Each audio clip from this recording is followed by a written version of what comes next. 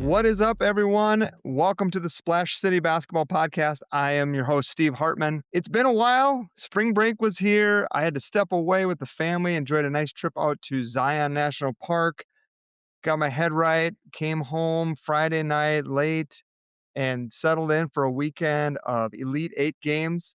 And here I am after Duke falls apart against UConn, and now I got to go get my head right again because I cannot believe what just happened in that game. We'll get to that and more. Elite Eight, Final Four talk. We'll talk a little bit of the state basketball tournament for the boys, recap some of what I saw there. I had to watch from afar a lot of the games online, but I did follow it very closely and even took in a game on Saturday in person. But first of all, I want to make sure that if you want to follow the Splash City Basketball Podcast, you can do so on Instagram, Blue Sky, Facebook. Got a new website up. Check that out. There's links to all the recordings, all the podcast episodes, as well as if you are interested in getting some merch, there is some information there as well. Splash City Basketball quarter zips, sweatshirts, hats, things like that. Um, so go to splashcitybasketball.com for anything related to that. Let me know what you think. Still a work in progress, of course, but we got to piece together. We got a website up and running. But yeah, all that and more to get to. And with that, let's get into it. So first things first, just live reaction. I literally watched the end of this game like an hour and 10 minutes ago, hour and 15 minutes ago. Can't believe what I saw, to be honest. I'm still kind of in disbelief.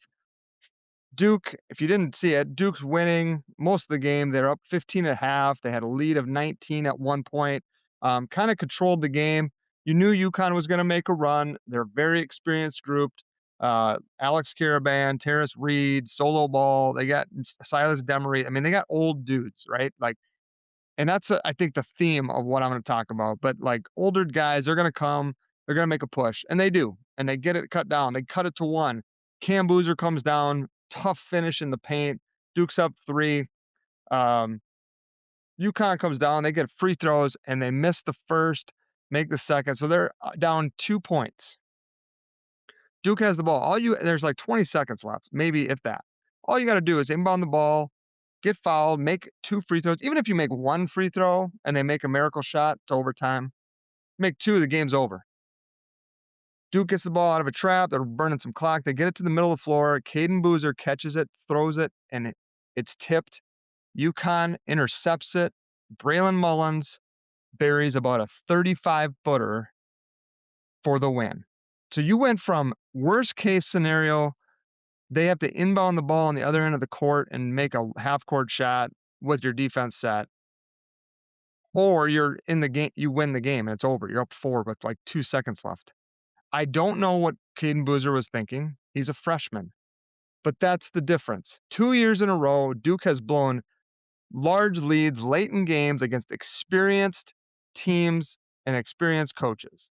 And I said it earlier in the year about Shire. My worry was this like inability to close games. And I think that is because they don't have experience and their stars aren't experienced. Look at these other teams in the Final Four. Illinois, they're older. Kylan Boswell, Keaton Walker's a freshman, but they're not solely reliant on him. Even their quote unquote European freshmen are not young. They're not 18, 19 years old. They're counting on Avicic. They're counting on Stojakovic. Stojakovic has been great, by the way. Kylan Boswell, guys like that, like Michigan, Lendeborg, Cadeau, Mara, Marez Johnson. These are old men, 22 years old. Duke, last 2 years, relying on 18 and 19-year-old guys to make decisions and plays in the most critical moments. And whether that's Shire's fault or not, like obviously they were great. They beat Michigan head to head. They were the overall number 1 seed. They should have won this game. But something has to change at Duke, whether it's philosophy, whether it's players, who you're bringing in. If you want to win these games, the games against tough-minded teams with older guys, you have to have either a better sense of that or you need to know your team better or something. But that last, as much as that play costs, Shire didn't want to call out one play, but that play wins you the game. You either win or lose based on that play. There's a lot of other plays. We all know that things lead up to it. You can look at any one of those plays when UConn made their comeback. But that play is the play. If you make it, you win. If you don't, you lose. And so when you have guys making these decisions and plays at the end of games that aren't used to that level, and I know that, the narrative with the Boozers has been they've won everywhere. They win AAU championships, state championships. When they were younger, they were winning championships. Team USA under 17 championships, all this. That's all we've heard about. And honestly, I totally buy into that. Like Cam Boozer is unbelievable. Even in this game, I thought he was fantastic. He's just a load, and you're thinking, he's out guarding point guards and he's guarding Caravan and taking advantages of his size and strength. And, he had a charge turnover. And I noted that to my son and I said, watch, he's not going to make that same mistake again. He didn't. He's phenomenal. But they just get too reliant on these young guys and they are making mistakes in these critical moments. Um, you know, UConn played a great second half. Um, I just still can't believe that, it's the same way when I watch NBA games and I'm thinking, how is a person who's played professional basketball for 10 years make that play? Like that's just a play you wouldn't expect a 12th grader or a junior, a sophomore to make in high school, and they do it regularly. And this was one of those for Duke. I mean, it's just I know Shire's getting a ton of heat right now, and I don't know.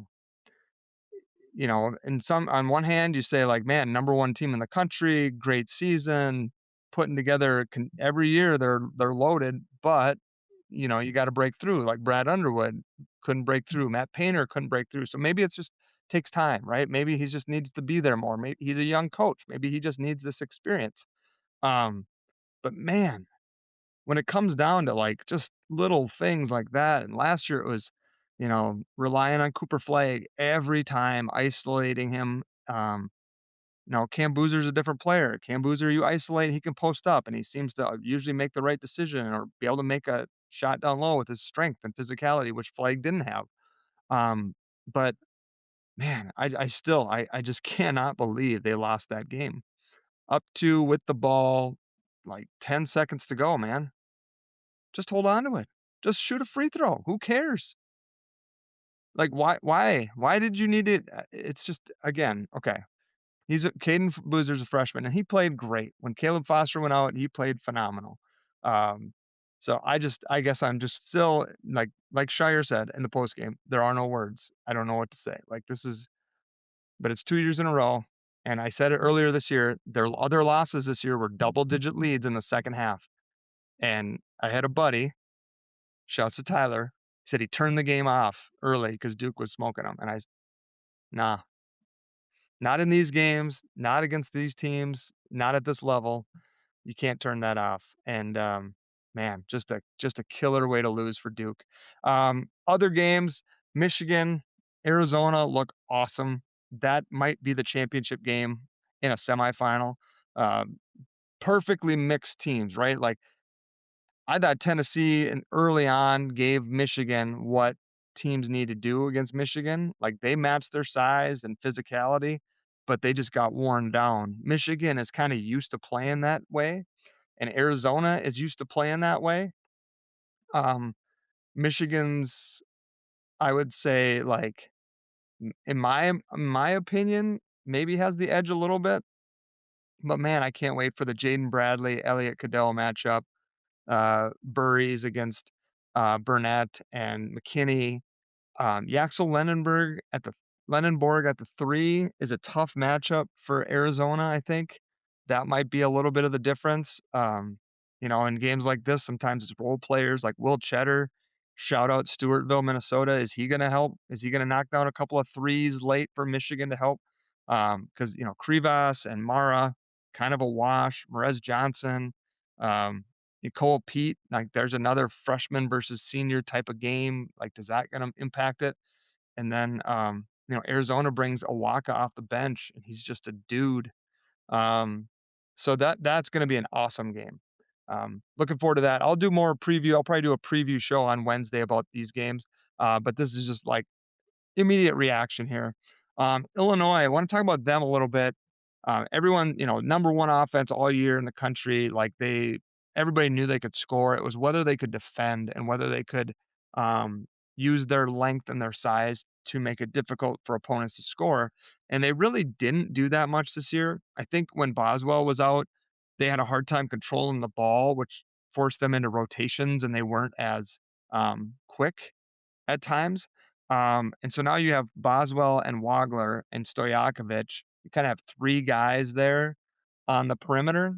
And they went from 80th in the regular season in defensive efficiency, and they are 8th since March 1st. So that's been the biggest change for Illinois. Um, they have size, they have strength. Again, older guys, Humrickhouse, Boswell, Stojakovic, Ivisic. A lot of these guys have been around, and even Merkovich, right? When you're a European and you're 19 or 20, you've probably played against men for 4 years at that point. So, Illinois, UConn should be a really good game. I've always rooted for Brad Underwood. I really like him as a coach. So that should be a fun Final Four game as well. Um, Illinois' first Final Four since '05. That was the Luther Head, D. Brown, Darren Williams group. That was awesome.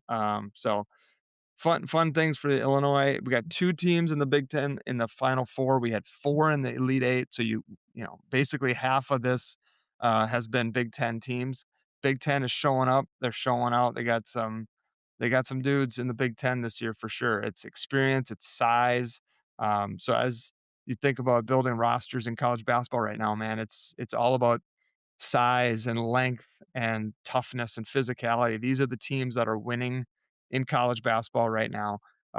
So far, I mean, that UConn shot, I will say, that's your March Madness moment, right? That's the one that's going to be shown. That's like the Jalen Suggs shot against UCLA in the Final Four.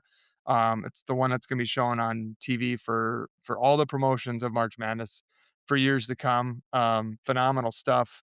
That Duke UConn uh, postseason NCAA tournament rivalry, I guess you'll call it, has been going on for a long time. Older guys might remember, older fans, listeners might remember, but Christian Laettner beat UConn on a buzzer beater in 1990 to go to the Final Four, I believe. Bank shot on the left wing, I believe it was, and yeah, they've just been going at it since. CBS showed a graphic today that said the last 3 times these two have hooked up in the NCAA tournament, the winner went on to win the national title. So I don't know if that sways you anyway to go UConn here to pull some upsets, but it's good to see not just one seeds. Florida went down obviously to Iowa, and Illinois gets the bid out of that region, and then Duke obviously going down today to UConn. So not a ton of Cinderellas. We've talked about that a little bit, but I think this has been a great tournament. Certainly more enjoyable, more exciting than last year. There's been great games, a lot of close games from start to finish. That going back to the first game. TCU against Ohio State came down to the wire, 2-point game, and it's been a pretty good tournament so far. And I think these Final Four teams are legit. I've said all year there was 12 teams I could totally see making the Final Four. Michigan, Arizona, and Duke felt like the 3 that were kind of above, and then there was a group of, Purdue and UConn and Houston and, Texas Tech until Toppin got hurt, and Illinois was in that group. Sometimes you felt really good about Illinois, and then sometimes they'd give up 90 points 3 games in a row, and you're like, I don't know." And, but here we are. So you got probably 2 best teams playing, Michigan and Arizona, and you got UConn, who's got the pedigree, they got the experience, they got the coach, and you got Illinois, who's a matchup nightmare. So it should be a great Final Four. Hoping to lock in somebody for Wednesday to come on with me, and we'll talk a little bit about the Final Four preview, and hopefully get some Wolves talk as well. They've been injured lately, so it's kind of been tough to really get too into the results. They've showed up, played some good games, got blown out against the Pistons. So we'll see if they get Edwards and Jaden McDaniels back this week. Io DeSumo also missed the Pistons game. So sorry, tangent there. Now I want to swing over quickly to just recap the Minnesota State boys basketball tournament that just wrapped up yesterday. Another like really exciting tournament from start to finish. You kind of had upsets in the 1A and 4A field, and then the chalk in the 2 and 3A fields for the most part. So let's start with 4A. Chaska riding them. I think it was a 25 game winning streak they ended the season with. Junior Tyler Forrest was awesome all season, but especially in the tournament. But in that championship game against Apple Valley, freshman Jed Keenan hit some big threes, had a nice spin, one leg fadeaway he hit. Kalen Jokum also was awesome. Guarded Kamari Young for Apple Valley in that game a lot. Made 8 free throws at the end of the game to seal it. Sometimes you see those on underclassmen maybe in that moment and miss a front end, and that gives life to the other team. But man, Chaska just able to control the end of that game, make the free throws, even with Trey Parker for Apple Valley going absolutely bonkers. Like shot making was outstanding, man. That was so fun to see him just get to his spot, hitting step back threes. Guys were in his face, and he was just on one. The problem for Apple Valley is they had him and Kamari Young for so many games in a row where they were just too tough, those two. And in this game, Chaska was able to control Young and limit his, I think he was 2 for 10 or 2 for 12, something like that from the field. And so it was just Trey Parker, and it just wasn't enough for Apple Valley. Apple Valley, the 7 seed, Chaska, the 5 seed in the championship game at 4A. That's pretty rare. I can't remember the last time we had two lower seed teams in the championship game. So kudos to the Hawks. What a season for them. And then 3A, we had Totino Grace and De La Salle, 1 and 2. Totino Grace wins by 2. Outstanding game, back and forth. Some crazy talent, and notably, a lot of underclassmen in this game. Same with Richfield, who lost to De La Salle by 3 in the semifinal. Those 3 teams are loaded with juniors and sophomores, so look out for them again next year. Um, but yeah, what a game. Just back and forth. Big, you could kind of feel there's a lot of rivalry, a little John going on, a couple technicals there, but little intensity, maybe not controlled the best way. But again, just crazy game, crazy talents on both teams. The defense from Totino at the end, didn't allow D to get a shot off. So D gets the ball in. They got 4 or 5 seconds to get the ball up the court. They don't even get it past half court. I mean, on ball defense was phenomenal for the Eagles. So shout out to them for that win as well. Really exciting games there. In 2A, Minnehaha, the 3 seed, they come back, win the second half by 14 to defeat Goodhue. Minnehaha first title since 2021 when they had Chet Holmgren. But remember the name Kellen Trout, 6'8 junior, had 24 points, 9 rebounds, and just was tough to handle. Goodhue also, I mean, Goodhue has some dudes too, man. They were the number 1 seed. They were one of the best teams all season.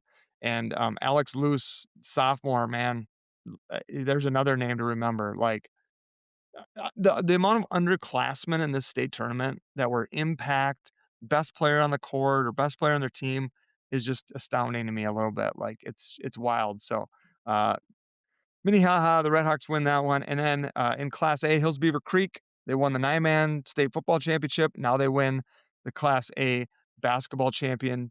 Patriots, shout out to them. Awesome season. Henning loses in the semifinals to Hills Beaver Creek by 4 in a great game. And then Hills Beaver Creek kind of just runs away with the championship game over Janesville, Waldorf, Pemberton.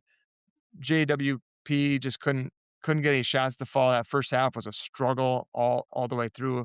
Hills Beaver Creek was the 5 seed. JWP was the 2 seed.